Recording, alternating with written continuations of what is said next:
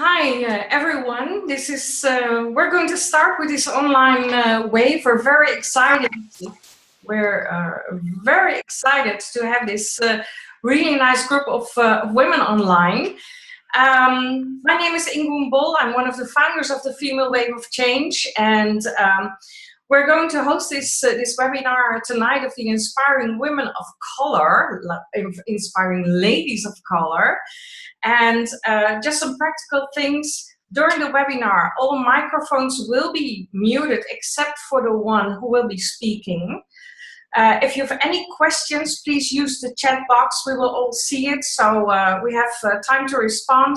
And if the speakers are not responding at that time, we will have time to discuss it at the end of the webinar. You can use your camera. That's a lot more fun than just looking at your name. So please, I would like to invite you to use your camera. And just last but not least, this online wave will be recorded. So tomorrow, everyone has a chance, everyone who's not present tonight. And I know I got a lot of messages that it's holiday time. There's a lot of people, vacationing, and they will have a chance after today to watch whenever they have time to be inspired by these special ladies. Well, just a little bit. I'm not going to bother you a lot with the Female Wave of Change, but just a little bit. We only started actually at the beginning of this year with the Female Wave of Change, and although we wanted it to make a special small event in September, it became something that started growing on us internationally, and we were really excited, but we had to deal with it, and we were, we said, well, you know, this is going to be an international platform for so many women. Why did we start a Female Wave of Change? Well, first because we realized we live in a world of rapid change, and that normally is okay, but change also brings a lot of fear for so many people, and we wanted to embrace that change and to transform that change into building and creating new opportunities together. So that's where it started. And how are we doing that? What are we doing? We are connecting women worldwide. So there's already a lot of nationalities, a lot of countries involved. We're building bridges, and you know, especially right now, no walls, bridges, very important. We want to share knowledge and experience, and you know, this is really a feminine thing, sharing. And right now, in this time of change, sharing knowledge and experience is very important. So it's also one of the reasons why we have these online webinars, these online waves, and we want to start building together new opportunities, and that can be businesses, it can be NGOs, it can be projects, it can be anything, but we have to be ready for the time to come. So far, what have we been doing over the past 6 months? Of course, building our network. Facebook, LinkedIn, Twitter, Instagram, YouTube. You can find us everywhere. We have a lot of exposure, and we thank all our you know, all the people who joined us. Also our group of ambassadors who've joined us from many countries. We've actually news. We have 2 new ambassadors, and I see that Elizabeth is online. Thank you very much for contacting us with Tina Thompson. She's joining us as an ambassador in the US, and she's very excited of working to work with us. So that's great. But of course, we inspire, share knowledge and experience, and that's why we have these online waves right now, every 2 weeks. So if you have something to contribute, if you have something to share, please get in touch. But because we really want to get all these webinars, filled with a lot of energy and a lot of experience. Very new is we have someone in Singapore who has joined us, and she will start in August with webinars with online waves from the Asian area. So that's also very exciting to share. Well, and the most important, one of the most important things that we're doing right now is preparing our global kickoff wave on September 19th. It will be in the Netherlands. We have loads of very inspiring speakers, and we're very happy.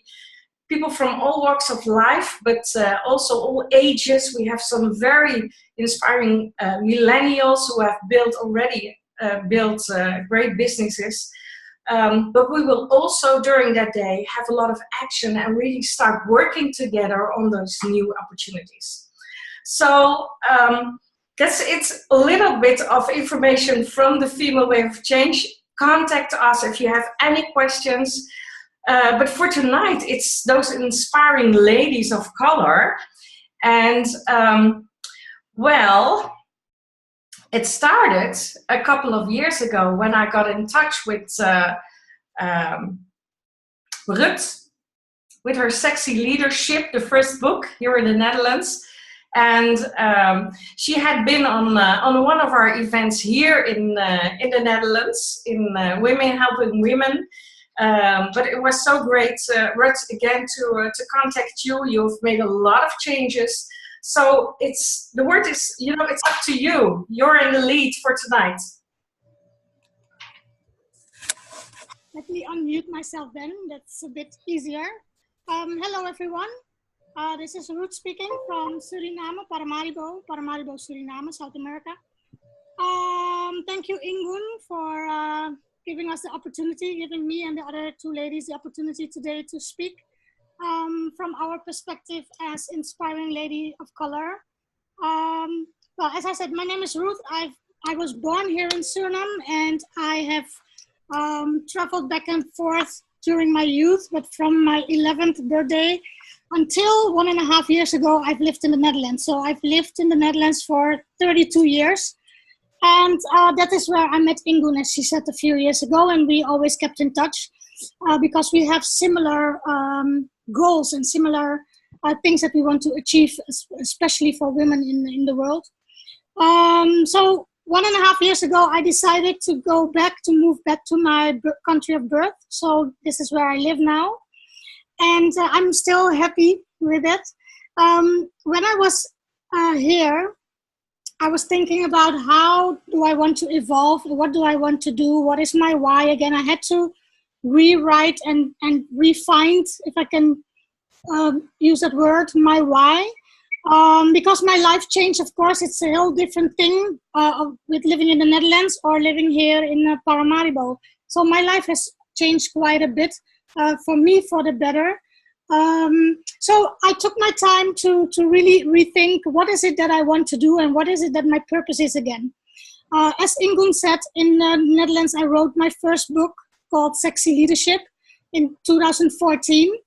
And Sexy Leadership is about, it has 5 steps, and the 5 steps take you to the core of who you really are. So it's about get to know what is all the knowledge that you have that you want to share.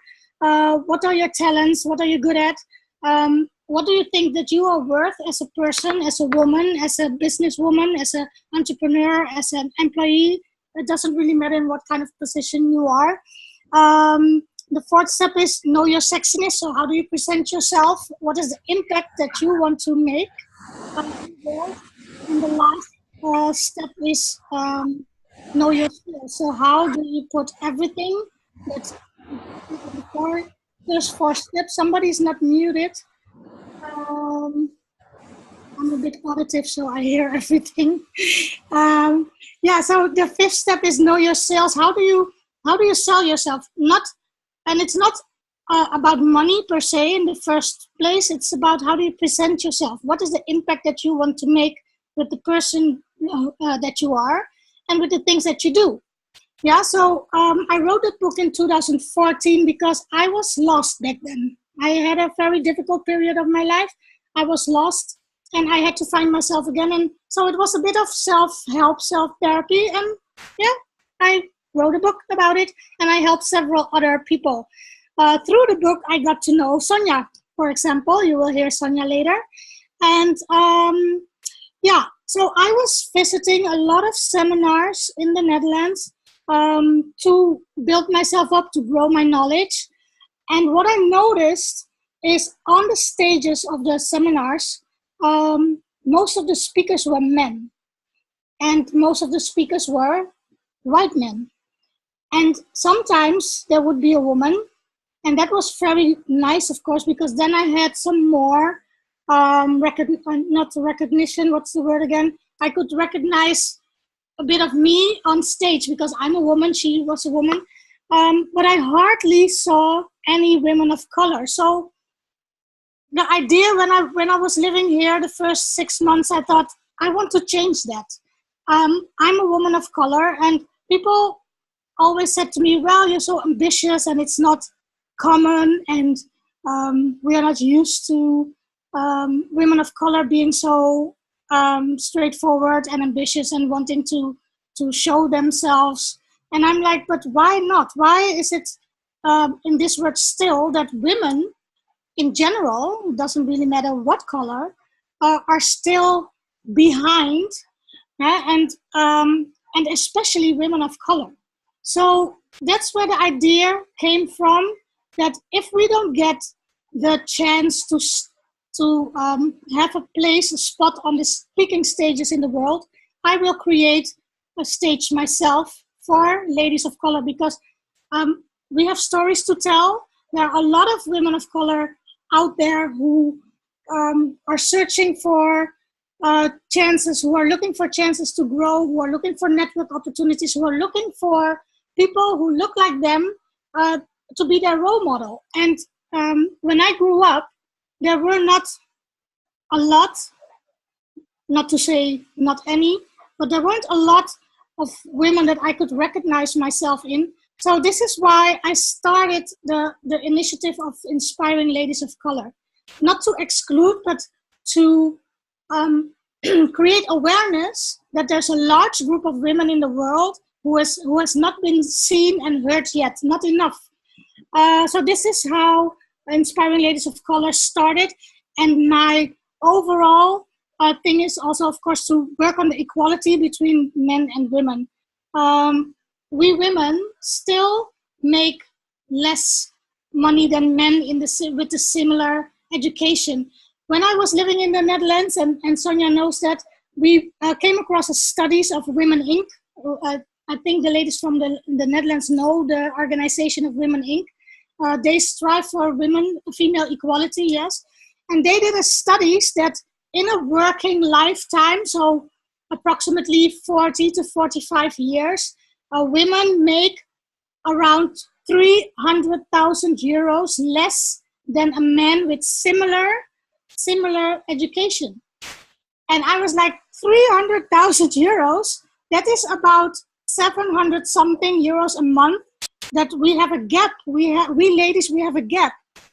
And so I started to read up about it and read about it also in other countries. And there isn't a lot of studies done about specifically women of color, but in the United States, studies came out that white women earned less than men, and women of color and Latinas, Black women and Latina women, they made even less. And I was like, but we work as hard as men, and how come are we less worth? What's the matter with that? So that's where my thing, my why started. And when I moved here, I had more rest and more opportunity to start building it again. So my book, I can show my book, right, Ingun? My book is now translated in English.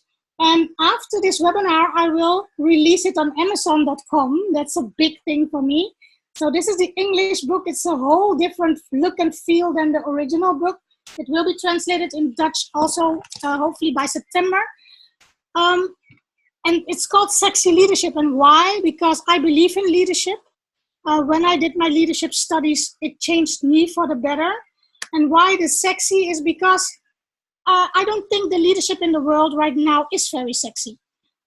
It's very masculine. It's a lot about ego. It's a lot about testosterone and, you don't do as I say, let's fight. And, I'm a lover, not a fighter. So, I thought, how can we make leadership attractive again? How can I become a leader that people want to work with and that people think, yes, with this woman, she has things to say. I want to listen to her. I want to work with her, or I want to connect her to other people, and I was looking for a term for that. And then one day, at first I thought about charismatic leadership or something, but it didn't work for me. And I thought, well, this is not sexy. And when I thought this is not sexy, I thought, this is what I'm going to call it. I'm going to call it sexy leadership. Because we all know that if you feel sexy, you feel confident. And when you feel confident, you radiate positivity, you radiate happiness. When you're confident in your skin, when you're confident in your body, when you're confident in your knowledge, in your business, in your job, you radiate that, and people want to work with you, and people want to connect to you. So this is how the term sexy leadership started. And in the book, Ingun showed you the circle of the why, the Simon Sinek circle. I got to know Simon Sinek like 4 years ago, and I was like, it really grabbed me the way he talked about not mission and vision. For me, that's like boring and old. So I loved his philosophy of why, how, and what. And I use it in my book. I created a whole chapter around it. I use it in my trainings and everything. So my biggest why now is to work with women, and that would be mostly women of color in the Caribbean, Suriname, and the Netherlands, because of course I still have ties to the Netherlands. But work with women, and specifically women of color, to help them find their leadership, help them find their why, and move up to a higher level, and to create that. Not that we don't. I think we shouldn't wait for men to give us equality, because why should they? They are in a position where right now in the world, worldwide, they have all the strings. They are the boss. So why should they change that? So if we are going to wait for men to change our position in the world, it's not going to happen. So we have to do it ourselves, and we have to work together. And as I said before, the economic position, the political, economic, social position of women of color specifically is the lowest in the world. It's not, the figures are not positive about that. But it's reality. So we can either stay a victim and say, oh, well, the men don't give us a chance and blah, blah, blah. And I'm like, no, let's develop our skills, let's develop our knowledge, and take our rightful position as women, because we matter. Yeah, we matter in the world. And so this is my why for the coming years. I think I have enough to do in that area, to support women, myself and other women, of course, in their growing their leadership, growing their awareness of their selves, of their knowledge, of their skills, and work together. And I'm a networker. I love networking. I love bringing people together, because the African proverb says, it's in the book. I use it a lot in my trainings. I post it on Facebook wherever I can. The African proverb says, if you want to go fast, go alone. And if you want to go far, go together. When I, like 4 years ago, came across that Ubuntu saying, because when I was in the Netherlands, I also did the Ubuntu leadership education, but I won't talk about that, because otherwise I will take the whole hour. But I really love that saying, and because it's who I am. I always want to go together, to go further together. And this is why I'm happy for this chance today, Ingun. And I'm also happy that two of my inspiring ladies who were on the podium of the Inspiring Ladies of Color event. Sonya was at the first one in the Netherlands, and she will be on September 22nd on the second one also. And Danielle was my honorary Lady of Color in last November when I did the first one here in Suriname. So they're both here, and we will go on with Sonya in a minute. And yeah, again, Ingun and all the ladies who are here, thank you for being here. Thank you for listening. And if you have any questions, I'll answer them later. But now the word is to Sonya. Well, thank you, Ruth, for the beautiful introduction. My name is Sonya Dias, and it's going to be hard to squeeze like 42 years of life experience in 12 minutes. But I'll try. I'll do my best. And since I am a storyteller, I will tell you a story about a little black girl who had a dream. This girl was born and raised in Holland, in Rotterdam, but her roots lie in Cabo Verde. Those are 10 small islands by the west coast of Africa. And there are little people, not much people who know Cabo Verde, but they will know about it because that's my why, to let people know what Cape Verdeans are. But back to the story. This little girl dreamt of being on television. She wanted her own television show, but because she never saw someone who looked just like her on television, she thought that this dream was, the dream could never come true. So she kept this dream for herself. It was like, it was her little secret. And so she did what she was supposed to do, and that was finish school, find a job, find a husband, start a family. That's what she did. So a normal job. And now I skip about 30 years because I have 12 minutes, and we go back about 4 years ago. And I was living my suburban life in a beautiful house, have my husband, my children, have a car, a calm life, and a well-paid, steady job.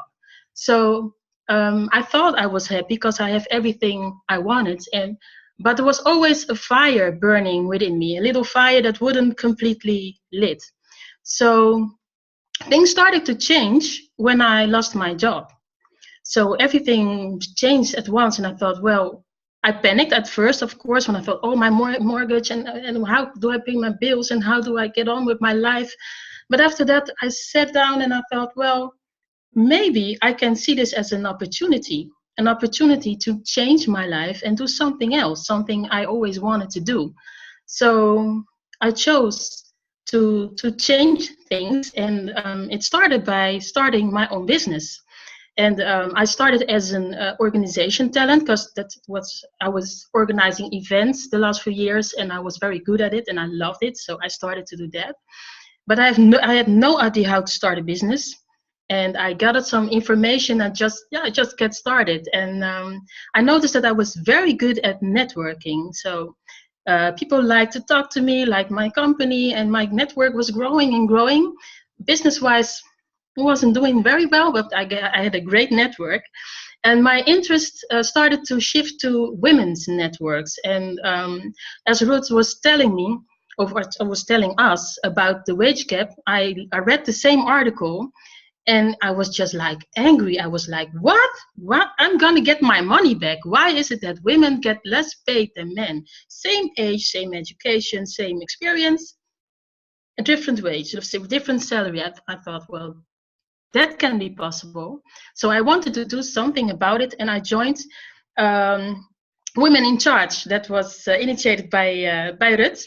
So when she asked me if I wanted to join her, I immediately said, yes, I do.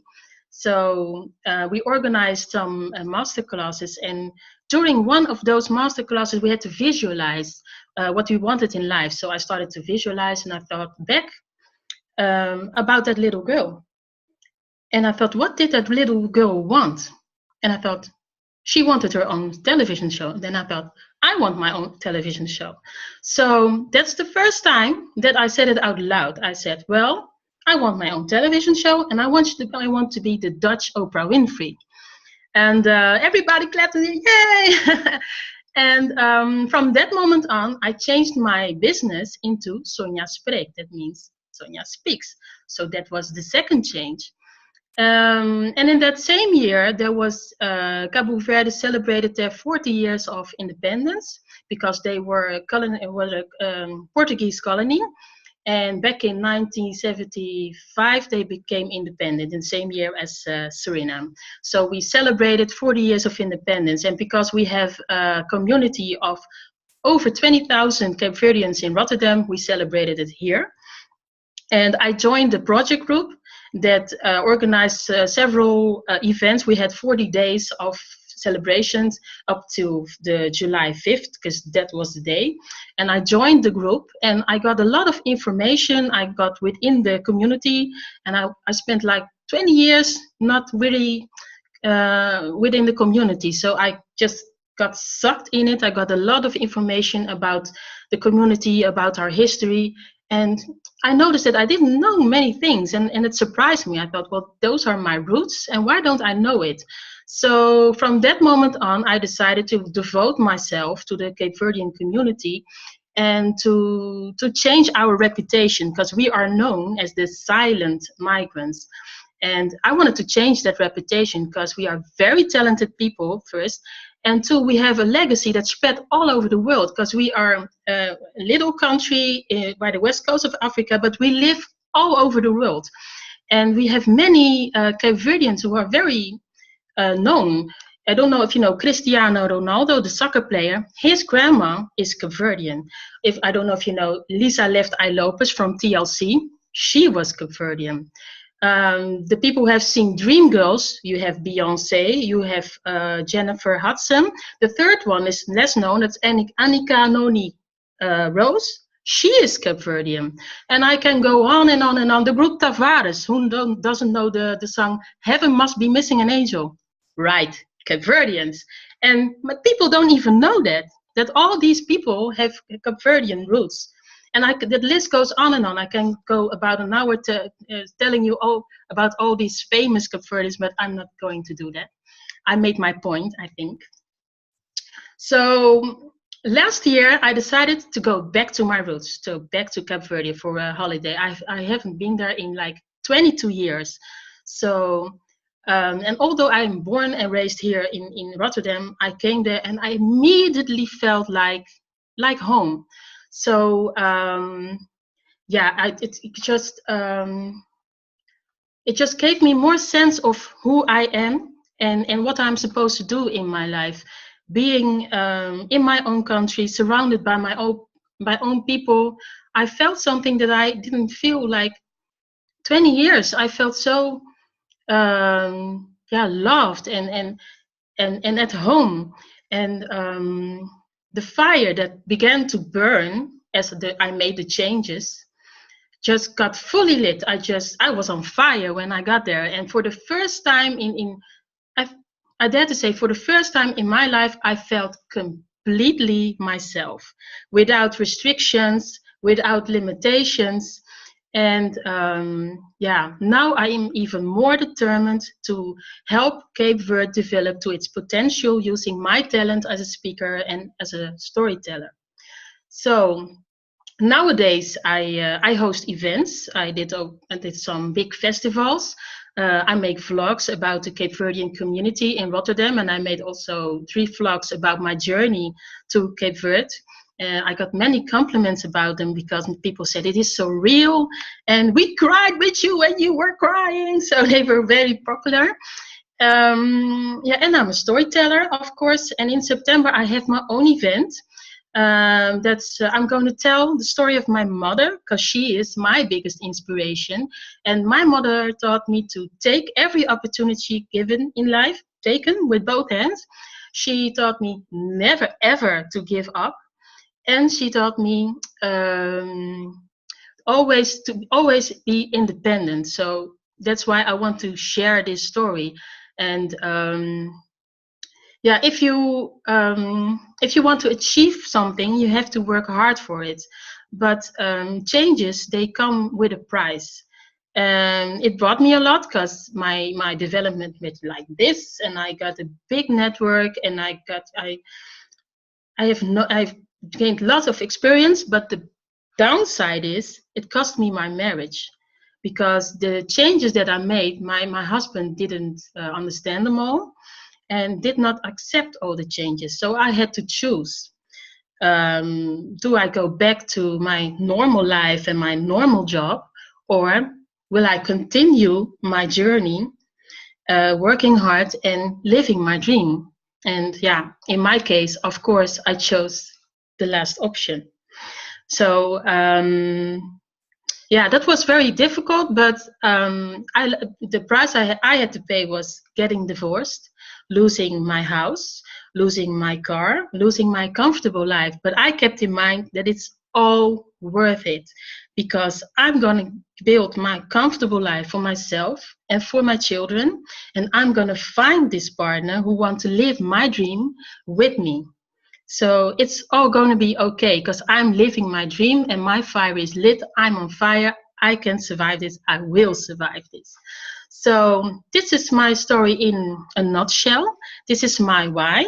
I told you who I am. I told you what I do. And I told you why I do it. I didn't tell you how I do it, but I might tell you some other time. My business is storytelling, and storytelling is a very important tool. Because it's the best way to explain the why of your organization or of your business. Because when you tell your why, explain the why, telling a story, you're making it personal. And it makes it easier. It takes people into your world, and that makes it easier for people to understand it and to convince them. So people don't only buy your product or your service because it's good. They buy your product or your service because of you and because of your story. So my advice to you is do what you really want, set your goal, work hard for it, go get it, and tell people why you're doing it. So that was my story. Well, thank you, Sonya. Applause. You're welcome. Yeah, so you can see why I love Sonya, right? The first time I fell in love with her immediately. But thank you, Sonya, but now you can mute. No, thanks, Sonya. So when I came to Suriname, of course, I started networking right away because I'm single, so I came alone. I have my family here, but I have my friends, a lot of friends I had in the Netherlands, like Sonya, like Ingun. And I was like, I need to make new friends and I need to make them fast. And lucky me, I'm good at networking. So yeah, through a mutual friend, I met Danielle and what I liked about Danielle as a person, but also the group I came in, is that I found a group of really inspiring, hardworking, ambitious, intelligent, beautiful ladies here too. Because I had a few moments in my life where I said, I don't want any girlfriends anymore. I just gonna hang around the buddies and the guys because women are. But you know, we women, we need each other. So when I met Danielle, we got along great from the start, and I admire her because of. She will tell you her story in a second, but this is an introduction. I admire her for what she does, for who she is, and here in Suriname, and I don't know if she likes it if I say it, but I'm gonna say it. She's one of the top ladies. She always says, well, whenever you have some business thing, you ask me, ask someone else. I said, well, but there is no one else. So that's the level she has, and I really admire her for that. And I'm gonna shut up now and give her the microphone. Danielle Elkerbout, Klaverwei. Hi, everybody. Well, Ruth, if I'm the only choice, we need to create more, because this cannot be the deal. Let me introduce myself first. Ruth told you already, I'm Danielle. My maiden name is Klaverwei. I'm married, mother of three, a 13-year-old, an 11-year-old, and a 5-year-old. I was born in Rotterdam. Hi, Sonya. I was raised in Suriname. I studied in Rotterdam, and I came back to Suriname, back to home, because this is home to me, in '99. I think a big part of who we are is where we come from and how we were raised. I was very fortunate. I feel that I'm still very fortunate. I have not experienced many hardships in my life. Up till this day, everything went very smoothly, and I feel that I'm very privileged. Saying that, it is my duty to empower my surroundings, everybody I come in touch with. Because I feel that I'm privileged, I have to share, and with that position of privilege, I need to take along everybody that I am able to take along. To go back to where I started, to tell you more of how I became what I am now, I came back in '99 to work at my aunt's optical store. I went to Rotterdam to study to become an optician, and I came back in '99, worked for my aunt. She owned the most popular optical store, and she had 3 stores at that time. She was also a very determined entrepreneur, a businesswoman. Although I was the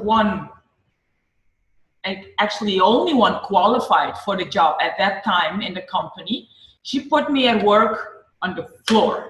I had to start on the floor. She did not put me in a leadership position right away. And I wasn't really happy with that because I was young and I had the diploma. But she was right. She was actually very right to do so. In that position, I got to know the company, I got to know the people, I got to know the customers, I got to know the business. And from that point on, I could grow into the company and make the company grow.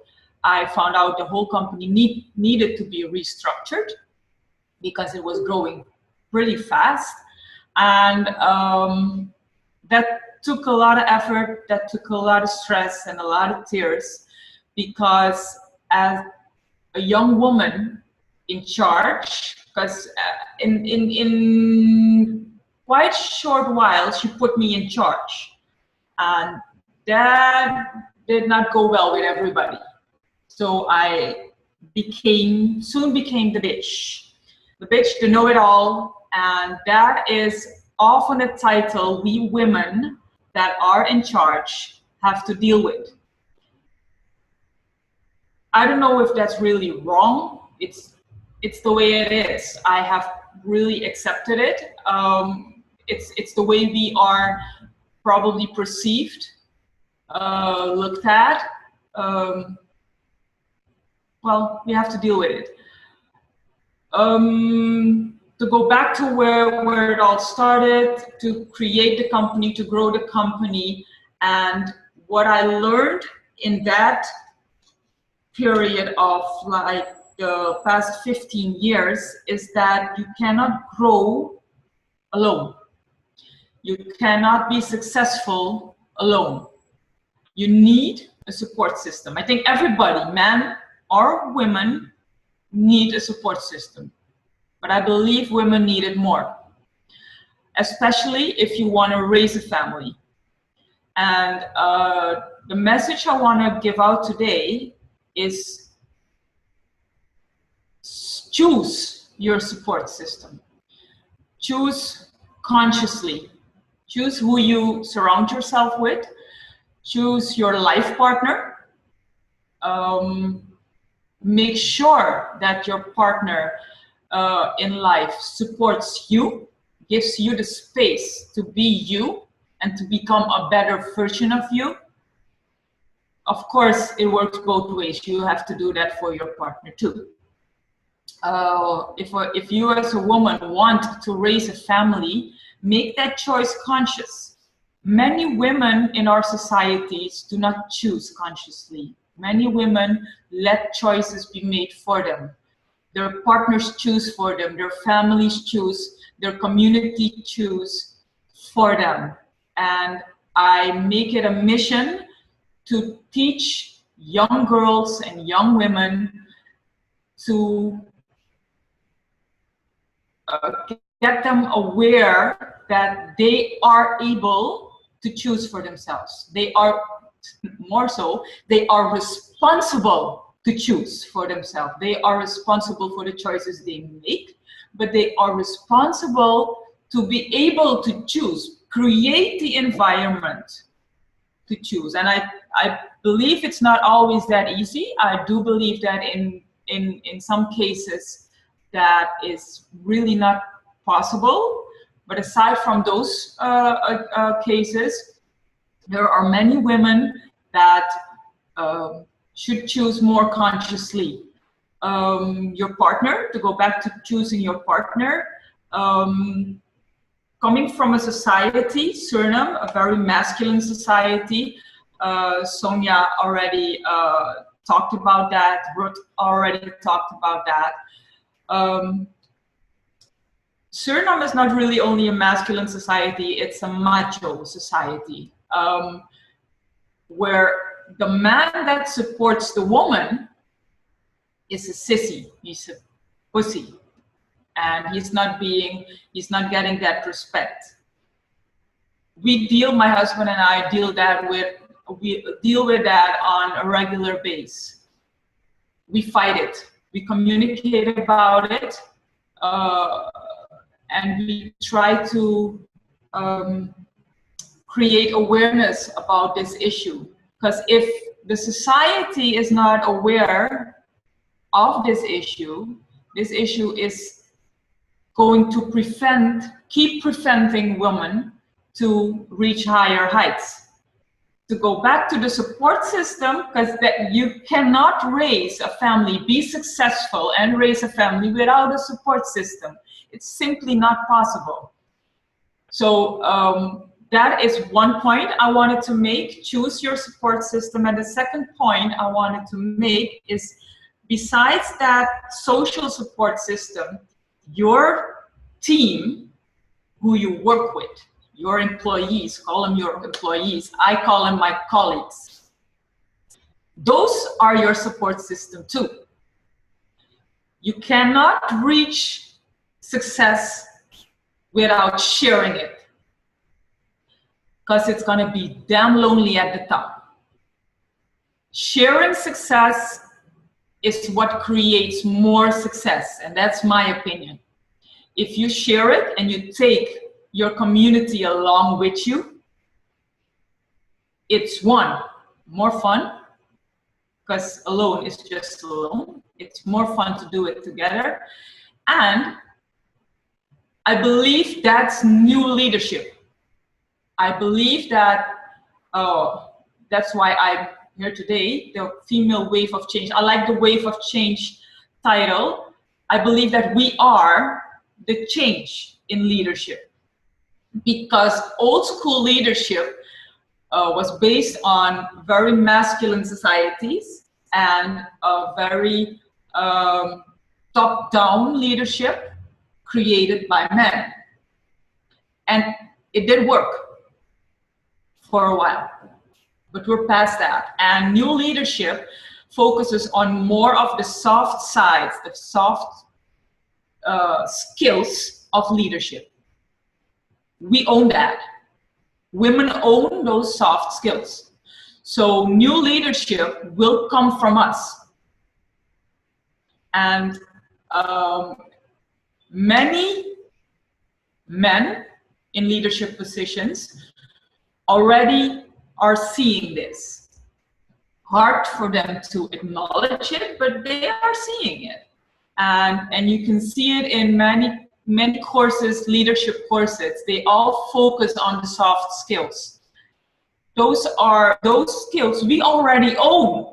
Many of those people do not need to teach them to us. We breathe it. Men, we have to teach them.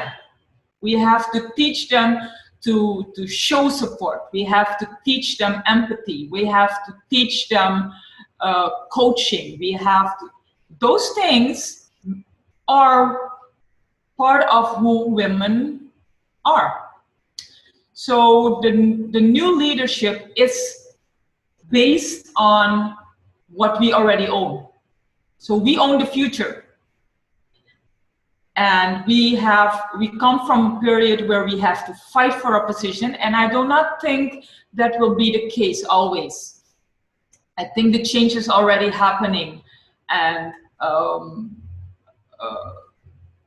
we have to keep doing and communicating those new leadership styles and show that it is all about reaching success together. What I usually do at the end of the year at the company, at Optic Ninan, where I'm now, I run the company now. In the past 15 years, I became the managing director, and now, since my aunt passed away, I am the owner. What the position we are in now, we come from a small company that was founded in '71 with 1 store, and we have now 6 stores. With 72 employees, 72 colleagues. At the end of the year, when everybody's together, I look around and I look for the faces of success. Do I recognize success in the people around me? The people that have supported this business and have supported me for the past 365 days. And do I see success in their faces, in their lives? If not, I have not been successful that past year. And it doesn't matter how many figures my bank account counts. I will not feel successful if I do not recognize success around me. That is what drives me. That is my why. My why is to share success and to take as many as I can along with me on that path to success. Looking into the future, I visualize people and places as success, not bank accounts. It does help, the bank account, but it is the people and the places, where you go and who you take along with you, that matters. And that's actually the point I was wanting to make today. Thank you, Ruth, and thank you, Ingun, for this opportunity. Sonya, it was very nice meeting you. So back to you, Ruth. Thank you, Danielle. I hope you understand now why I was happy to meet her, because we have similar thoughts, and the way she does business is the way business should be done. And especially in the society where we live now, Suriname, as Danielle explained, masculine, macho, top down, and it has to change. It has to change because, yeah, I'm for equality, equal chances, yeah, growing together. Yes, and up until now, that was not the case here in Suriname, and that's. But you know, the world is changing. We are changing. Suriname is a young republic, only 40-something years now, 42 years this year. We have made a lot of mistakes. We're still making mistakes, but you know, you cannot grow without making mistakes. You have to have failure before you can have success. And if there are people like Danielle in the country, if we can get more people along in this mission, in this why, and I for myself, I don't keep it to Suriname only. I'm really connecting to women, other women, and men, but also the women in the Caribbean, because we have similar societies in the Caribbean.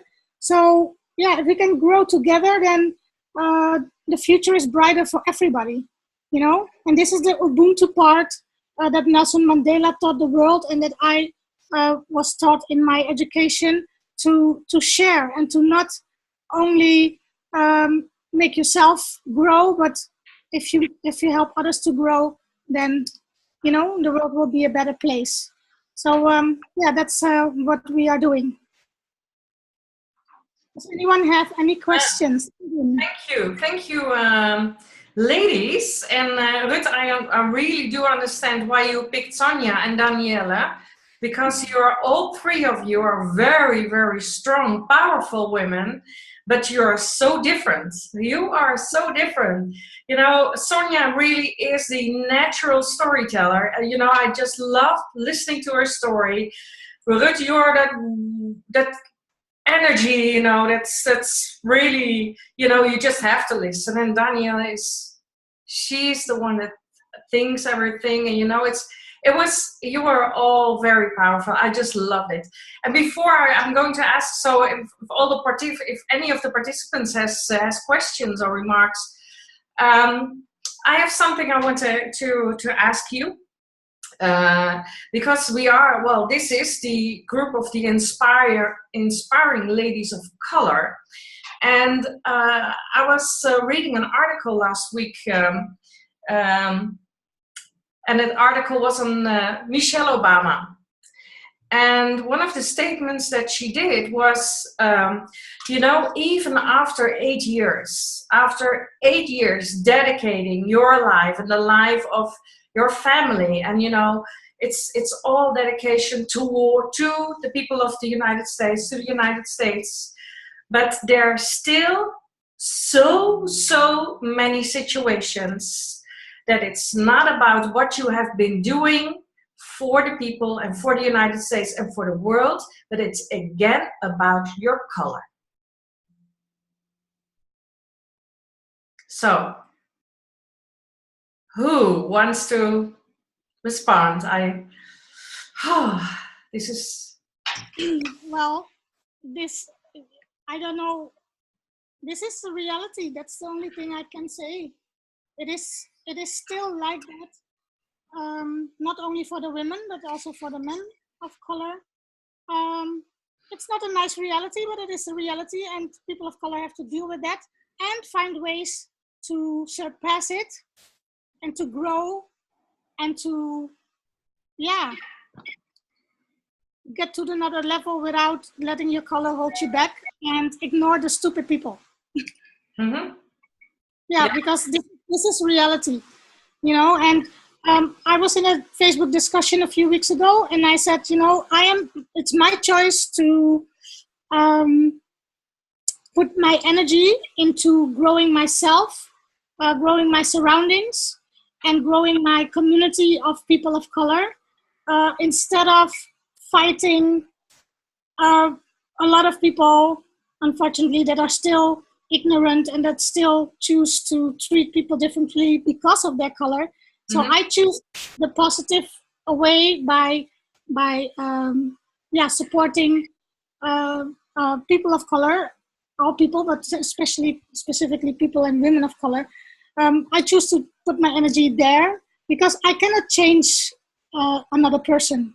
I can only change myself, and if then a person perceives me differently and their opinion of me changes because of that, then I've been successful in that. But my energy goes to growth and development.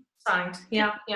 Well, on the other hand, just this morning I saw on the same social media a movie of kids in the age between 6 and I think 15, colored, and what they had to say about how they have experienced Michelle and Barack Obama being presidents. And it was all these kids, they were proud. It was all about hope. It was all about examples.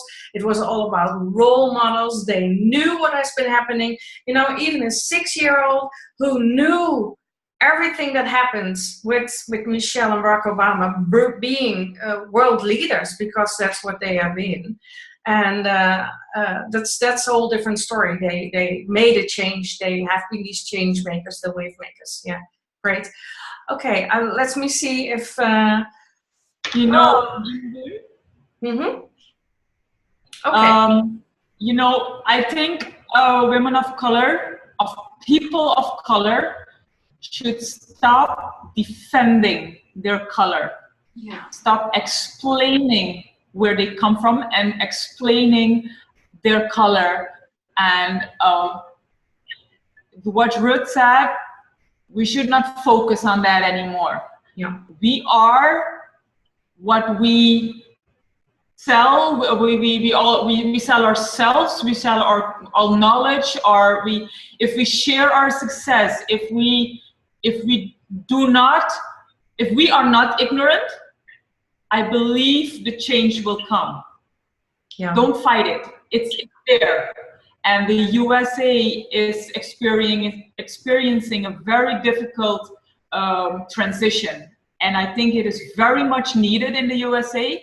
I think it's the path that country needs to go through, as many other countries have their own path, and every single individual has their own evolutionary path. Yeah. This is what needs to happen to bring about change. So let it happen. Thank you, Danielle. It's very strong, absolutely. Is there anyone else who has a question or wants to share something, experiences?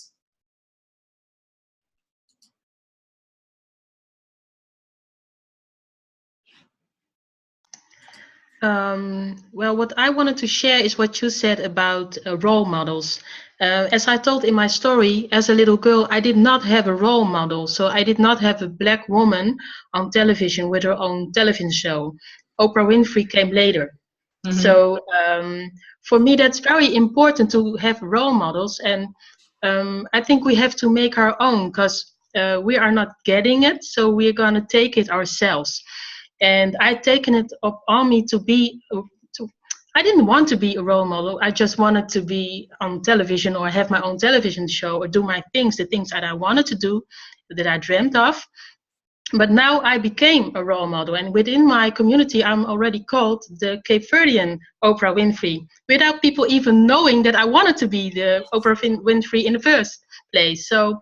And I have people who come to me and say, I'm watching what you're doing and keep on doing the work. And I watch the younger girls following my example. So role models are very important so that people can see from, okay, we can do it. If she is doing it or he is doing it, I can do it too. And that's what I want to develop, that show people that you can do it. And I hope that many people will come with me and do it with me. Yeah, and in order to what Sonya said, this is the reason I created the Inspiring Ladies of Color speaking events, which has evolved here in Suriname. I did the Inspiring Youth of Suriname, and that was very, very, very, very successful. Like 8 beautiful, beautiful youth of Suriname who are very inspiring. In November, I have the Inspiring Men of Suriname, because people need role models. People need role models. Because you cannot become what you cannot see. I really love that saying. You cannot become what you cannot see. So I would really urge people of color, women of color, men, and people of color to become, to work on yourself, develop yourself, and become that role model. And you don't have to be on television if you don't want to. You don't have to write books if you don't want to. You don't have to be on a YouTube channel if you don't want to. But you can be a role model in your own society, be a role model to your children or to your cousins or to your nephews and nieces. You know, have them look up to you and guide them to grow into an adult that you would love them to be. So being a role model doesn't mean that you have to be, oh, I'm going to be inspiring today. No, develop yourself, be yourself, work with your talents, work with who you are, know what you're worth, know what you have to share, what you have to give. Everybody has a leader within them, everybody. And it depends on the person, what kind of leader you want to be. Danielle talked about choices. Choose not only your support system, but also choose who you want to be and become that. And if you miss something, ask for help.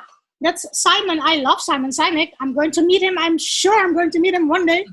But he says, leaders ask for help.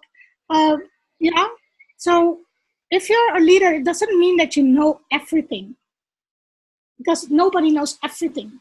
So ask for help, build your support system, choose what kind of person you want to be, and be a role model in that sense. It's not so hard, That's what I wanted to add. Okay. Well, thank you. Well, It's time, so I think we can go on forever. It has really been very inspiring, so thank you. I know you have some great events, not just in Suriname, but also in the Netherlands, Inspiring Ladies of Color in September. Ruth, so share that information in this event so that everyone knows. I know that Sonya has her event. It's just not an event. You have this big room, so there's a lot of people who can join you. So share those events in the Facebook event of this evening, so that everyone knows, and share your book where people can find it. And it's really great to have you on our online wave today. Thank you very much, Sonya, Danielle, and Ruth, and all the others who joined us tonight. Tomorrow, this will be online on YouTube, so share it with your contact base or with your network, because you really, and we said in the announcement, these ladies have a story to tell. Well, you do have a story to tell, and I think it's our job to share it. So thank you again very much, and hope to see you soon. Thank you, Ingun. Thank you all. Thank you. Bye-bye.